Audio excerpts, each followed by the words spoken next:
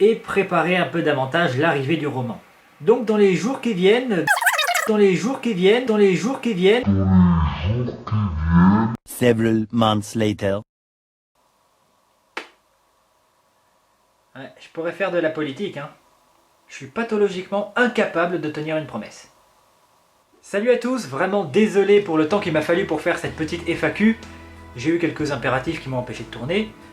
Mais je n'ai jamais oublié et c'est maintenant que je vais faire cette FAQ où je vais répondre à certaines de vos questions. Je dirais même à toutes vos questions parce que je suis pas le JDG, donc les questions sont pas excessivement nombreuses. Alors, on commence avec une question de Tail. Comptes-tu engager des doubleurs pour certaines vidéos? Non, malheureusement, je ne le ferai pas, tout simplement parce que je ne referai pas de série Bionicle Rescue en stop motion. Je n'ai pas le temps, je n'ai pas la possibilité, donc je n'aurai pas à engager de doubleur. On enchaîne avec une question de Railka. Railka. As-tu d'autres projets futurs sur YouTube hormis Bionicle Rescue? C'est pas impossible. Je vais pas vous dire oui, je vais pas vous dire non. Je vais pas vous dire non parce que je vais pas dire que j'ai pas pensé à quelque chose, j'ai quelques idées. Mais je vais pas dire oui parce que, comme vous avez pu le constater, mon assiduité sur YouTube est quelque peu incertaine. Donc je voudrais pas vous donner d'attente particulière. Disons que si quelque chose doit arriver, quelque chose arrivera. Mais si ça arrivera pas, ben ça arrivera pas. Hello darkness, my old friend. Une question d'RSV Studio. Quand est-ce que l'univers Bionicle Rescue a pris la forme que l'on connaît, avec les êtres originels, Kerdad, les Hero Factory, etc.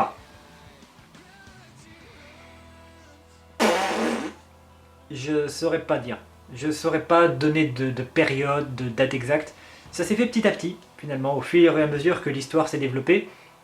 J'ai beaucoup bénéficié de l'apport de Matoro63, qui a été mon collaborateur au début de la série, et qui a fait sa propre série sur Bionicle Rescue du Sud, avec sa propre histoire, qui a permis de nourrir l'univers en plus de ce que moi je faisais. C'est ensemble qu'on a établi le concept des êtres originels.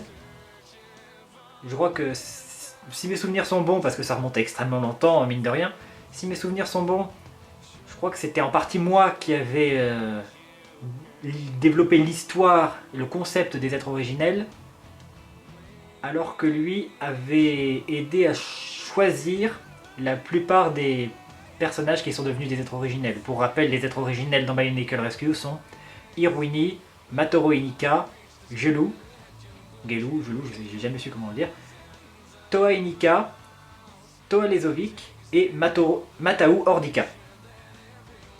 Ce sont des Toa qui sont extrêmement puissants, particulièrement puissants, qui ont été envoyés pour terrasser Teridax au tout début de l'univers. Ça a été l'objet d'une fanfiction très très mauvaise qui n'a absolument rien à voir avec le roman de Bionicle Rescue que je vais sortir, qui a été publié sur Bionicle Destiny, que j'ai envisagé de retravailler parce que oui, c'est un... J'avais beaucoup de projets sur Bionicle, j'avais envisagé de retravailler cette fanfiction, d'en faire un roman. C'est toujours quelque part par là, dans un coin de ma tête. Il y a beaucoup de choses que j'ai envisagé de faire, que je pourrais peut-être faire si jamais je me dégage le temps, notamment au niveau écrit. C'était quoi mon idée de départ? Les êtres originels. Oui, donc les êtres originels. Quant à Hero Factory... Alors quant à Kerdad, déjà Kerdad c'est important. C'était une époque donc, où Teridax était établi en tant que méchant de la série. Et j'étais pas original, hein. J'étais pas un scénariste original. Et donc dans ma tête j'avais l'idée à chaque fois de sortir un nouveau méchant, quelque chose de plus terrifiant encore. À l'époque où j'ai introduit le danger que représentait Kerdad, je me rappelle que je n'avais pas Kerdad, je l'avais pas construit, je l'avais pas créé.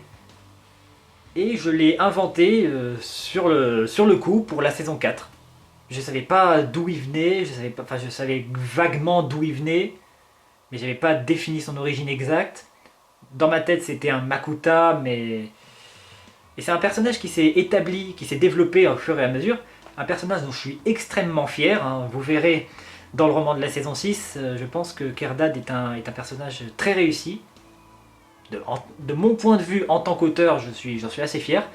Je vous laisserai en juger. Et en ce qui concerne les Hero Factory, alors là, c'est tout con. J'étais dans une logique, on était avec Mataro 63 dans une logique, surtout moi d'ailleurs, hein, vu que je produisais plus, de faire intervenir les nouveaux sets que je recevais immédiatement, dès que je les recevais, et l'histoire se ferait toute seule. Je me rappelle que ça a été le cas pour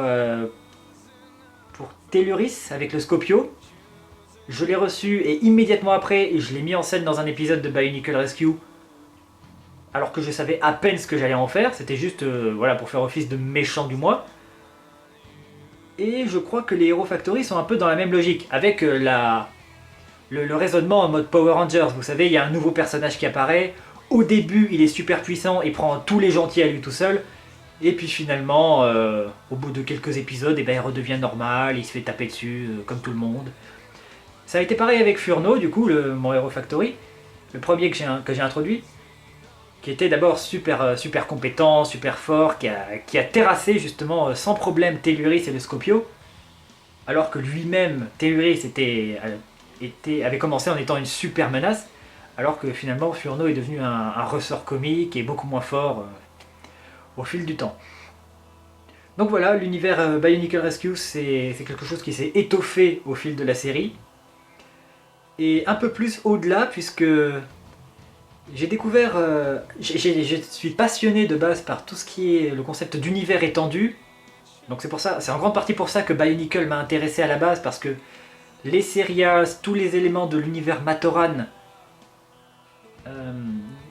tous les éléments qui développent l'univers, pour moi c'était génial. Les Serials écrits par Greg Farché, les informations, tout ça. J'ai adoré, j'ai tenté de reproduire ça petit à petit avec des textes que vous n'avez jamais vus. Des textes complémentaires qui racontaient des histoires de certains personnages, des événements auxquels on fait référence, qui expliquent des passages dans la série. Et ça a contribué du coup à donner à l'univers de Bionicle Rescue un côté plus cohérent. Et ça a notamment payé, enfin en partie lorsque j'ai découvert le site Custom Bionicle, qui est un fanon, donc un wiki de fans, où les fans postaient leurs propres histoires, leurs propres univers, leurs propres mocks, auxquels ils donnaient une biographie. Ceci, je m'en suis donné à cœur joie dessus, j'ai moi-même un compte, j'y ai publié quelques mocks, pareil, je leur ai donné une histoire et des capacités en utilisant le format qu'on retrouve sur les pages Wikipédia, Novapedia et Biosector des personnages de Bionicle. Et ouais, finalement c'était assez logique que l'univers de Bionicle Rescue s'étoffe, parce que voilà, je suis un fan de tout ce qui est univers étendu. J'ai beaucoup de mal à rester sur des histoires qui se suffisent à elles-mêmes. Et enfin, une question de P. Bouillet. Penses-tu qu'un retour de Bionicle est possible? Autre question, as-tu vu le dernier jeu ultra réaliste Bionicle avec les Tohamata? Qu'en penses-tu? Alors, dans l'ordre, penses-tu qu'un retour de Bionicle est possible? Ça dépend de quelle forme. Parce qu'un retour officiel, par Lego, donc dirigé par Lego, qui reprendrait l'histoire, la G1 qui reprendrait l'histoire de la G1 au lieu de faire une G3, je vais pas dire que c'est totalement impossible. Après tout, on a eu le Snyder Cut de Justice League alors que tout le monde disait qu'il n'y en avait pas.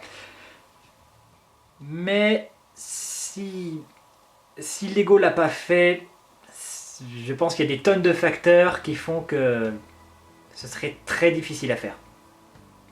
Pour Lego en tout cas, au niveau économique. Parce que Bionicle, en fait, s'ils ont arrêté à la base, c'est parce que les chiffres stagnaient. Ça veut dire qu'ils étaient bons mais ils augmentaient pas. Enfin, du moins c'est ce que j'ai cru comprendre. Du coup, avec la G2 qui a foiré, hein, tout simplement, ce serait peut-être un risque de tenter de reprendre la gamme là où elle était restée. Faire une G3 pour Lego, pour moi c'est totalement exclu, de toute façon c'est pas souhaitable. En ce qui concerne le fait de revenir, un retour de Bionicle d'une autre façon, Là, c'est davantage possible, mais, mais paradoxalement, je me demande si ce serait vraiment souhaitable. Parce qu'il y a des projets de fans, en veux-tu, en voilà, sur Bionicle. Ce que je vais faire d'ailleurs, c'est que je vais en citer quelques-uns dans les commentaires, dans la description de la vidéo, comme ça vous pourrez avoir une idée. Bionicle Legacy, Bionicle Red Star Game, il me semble, Red Star Games, des projets d'encyclopédie du multivers, et bien évidemment Faber Files, avec Faber qui, pendant très longtemps, nous a teasé petit à petit une potentielle G3 reprise sans Lego.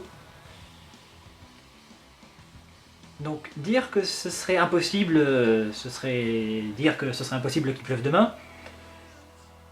Après, souhaitable, je sais pas, parce que pour moi Bionicle c'était une atmosphère unique. Dans l'univers, dans les personnages, dans les styles des histoires, le style de Greg Farché, la façon de raconter, la façon de mettre en scène les interactions des personnages, il y a un style unique, et ne serait-ce qu'au niveau des apparences des personnages, parce que les personnages ont une apparence bien définie grâce aux jouets. Et je me dis, reprendre Bionicle en lui donnant un ton différent,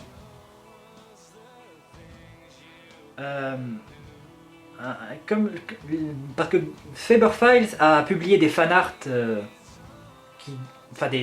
fanarts, des dessins qui donnent une idée de l'atmosphère, de l'ambiance qu'il pourrait donner, et je trouve qu'on s'éloigne un peu du Bionicle d'origine. Ça paraît plus adulte, peut-être un peu plus porté sur le message écolo, parce que Faber est un grand écologiste. Et pareil pour d'autres projets comme un Red Star Games par exemple, alors c'est un projet très, très étendu, très intéressant, mais dont le ton n'est pas nécessairement le même que celui de Bionicle, et le ton, que celui de Bionicle d'origine, et le ton finalement, c'est une part de l'identité. Alors je dis ça, hein, mais si un jour j'apprends que Faber a récupéré les droits, qu'il va sortir des romans, des fanarts, des dessins, des nouveaux médias, je vais sauter dessus. Hein. Je vais sauter dessus comme un chacal. Mais voilà, je reste... j'essaie de prendre du recul par rapport à tout ça. Et donc, le dernier jeu ultra réaliste, Bionicle avec des Toamata, qu'en penses-tu? Bionicle Quest for the Masks, qui est un RPG, dont je vais d'ailleurs vous diffuser la bande-annonce, ou du moins une partie de la bande-annonce, histoire que vous voyez à quel point les fans peuvent être malades.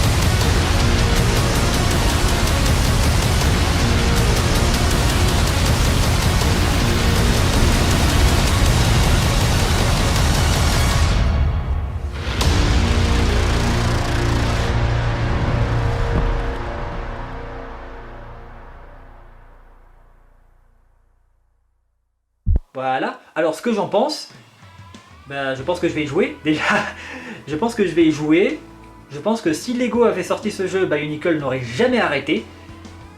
C'est génial, ce jeu, il a l'air génial, les graphismes sont magnifiques, les combats, tout a l'air parfait. Et de penser que c'est fait par des fans, dans un but non lucratif, alors que c'est meilleur, que c'est plus beau que certains jeux qui sortent actuellement, c'est dingue. C'est dingue et c'est magnifique de voir les efforts qu'on peut faire par passion, par pure passion. Je vais jouer à ce jeu, je vous encourage de jouer à ce jeu. Il y a beaucoup de jeux finalement de Bionicle. Et en même temps ça... Mais aucun... Voilà, il y a beaucoup de jeux de jeux fan games sur Bionicle. mais même aucun jeu officiel Bionicle, aucun jeu Bionicle fait par Lego n'a paru aussi abouti que celui-là. Ce jeu a l'air d'un vrai chef-d'œuvre. L'histoire, le gameplay, le scénario, enfin les graphismes, encore une fois les graphismes, ce jeu est magnifique. De ce qu'on sait, tout est là. Et c'est beau, c'est vraiment beau. Mais en même temps, ça met en exergue quelque chose qui me désole un peu, qui me chagrine dans tout ce qui est projet autour de Bionicle. Alors, ça veut pas dire que c'est pas bien, hein, je le dirai jamais assez, ce jeu est bien, je vais y jouer, je vais adorer, vous allez aussi probablement adorer si vous mettez la main dessus. Mais comme les projets de Faber et pas mal d'autres projets de fans sur Bionicle, à part Red Star Game qui est une exception notable, c'est trop centré sur Matanui. C'est assez curieux, c'est vrai que c'est les années les plus iconiques finalement de Bionicle, c'est les années qui sont considérées par certains comme les meilleures années, je suis pas tout à fait d'accord, mais c'est un débat pour un autre jour. C'est trop centré sur Matanui, sur les aventures de base des Tohamata. Finalement, quand on sait à quel point l'univers s'est étendu les années suivantes, de 2004 à 2010, finalement, Matanui c'est quoi? C'est au mieux 20% de Bionicle, de tout ce qui est Bionicle. Moi j'adorerais voir plus des projets comme ce jeu à Metro Nui. Vous imaginez un territoire urbain où tu peux manier, où tu peux contrôler les Toa Metro avec les mêmes graphismes, la même qualité. Je serais fou. Je serais fou. Mais ça a l'air d'être un jeu extrêmement prometteur, je vais y jouer évidemment.